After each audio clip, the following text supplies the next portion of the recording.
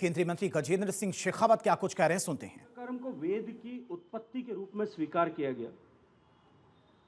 अभी आदरणीय भरत गुप्ता साहब जब कह रहे थे तब इन्होंने एक शब्द उपयोग में लिया, पंचम वेद, जो भरत मुनि के नाट्य शास्त्र के लिए हम सब लोग हमेशा उपयोग में लेते हैं। मैंने जब इस पर अध्ययन करना शुरू किया, मैंने पढ़ना शुरू किया, कुछ लोगों से बातचीत की कि इसे पंचम वेद क्यों कहा गया।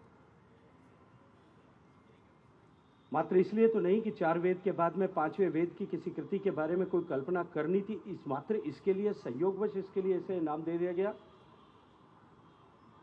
तब मैंने एक पुस्तक पढ़ी और उस पुस्तक में जो लिखा गया था कि इसको पंचम वेद की संज्ञा इसलिए दी गई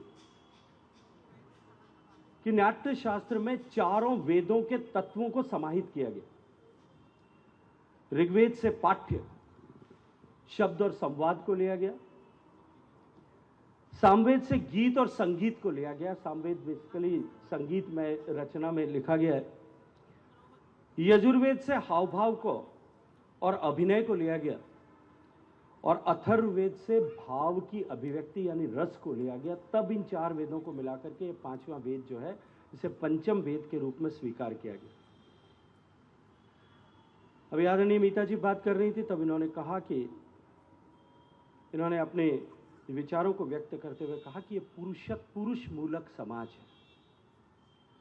और वर्तमान स्वरूप के बारे में भी कहा। मैं तो मानता हूं कि भारत का समाज जो है वो हमेशा से स्त्री मूलक रहा है।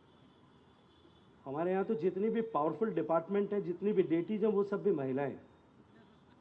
शिक्षा की देवी के रूप में होगी, शक्ति की देवी के रूप में भी होगी और अर्थ की देवी के रूप में। और मुझे लगता है कि वर्तमान समय में इन 3 के अतिरिक्त तो और कुछ भी प्रासंगिक नहीं है। वहाँ तीनों जगह समाज में महिलाओं को सम्मान दिया गया, प्राथमिकता दी गई। और यहाँ तो जगत गुरु शंकराचार्य ने जब भवानी अष्टकम लिखा तब उन्होंने भी कहा, न तातो न माता, न पुत्रो न बंधुर न दाता, न पुत्रो न पुत्री, न भृत्यो न भरता, त्वमेका त्वमेका त्वमेका भवानी, तुम ही एकमात्र भवानी है, इसके अतिरिक्त और कुछ नहीं। इसलिए भारत के समाज में ये विभेद कहीं था नहीं। कालांतर में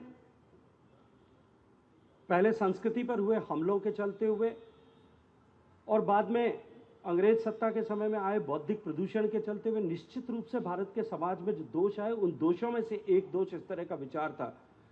ये विचार न कभी भारत का विचार था और न भारत के दर्शन में कहीं इसके लिए कोई गुंजाइश भी थी।